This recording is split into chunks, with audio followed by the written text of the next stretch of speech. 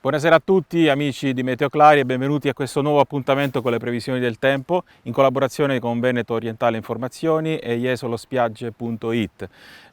Come vedete non ho preso la macchina del tempo, non sono tornato indietro, siamo il 7 di ottobre e la temperatura ancora in spiaggia, siamo quasi alle 18:30, è di 22-23 gradi. Oggi abbiamo battuto tutti i record, Jesolo ha toccato 27 gradi.1 e tutta la regione Veneto ha sfiorato sempre dai 25 ai 27 gradi.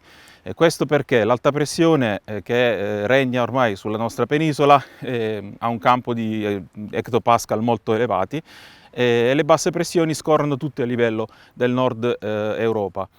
Sarà così anche per il weekend, quindi tranquillizziamo tutti coloro che avranno degli appuntamenti importanti per questo weekend, chi sportivi e chi di altri motivi, perché le giornate sia domani che domenica saranno all'insegna del tempo stabile.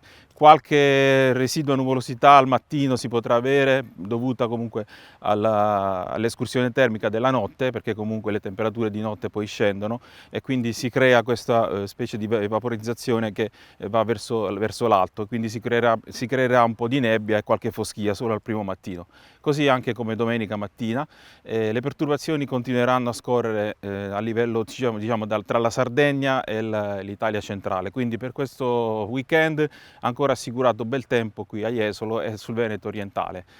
Oggi diciamo che è una giornata memorabile anche per me, quindi voglio tenere anche voi informati di quello che mi è successo. In pratica è un sogno da bambino.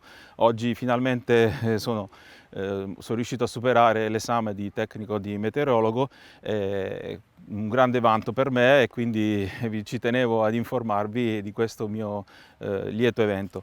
Non mi resta che salutarvi e darvi appuntamento al prossimo weekend. Un sereno weekend a tutti e arrivederci da Meteo Clari.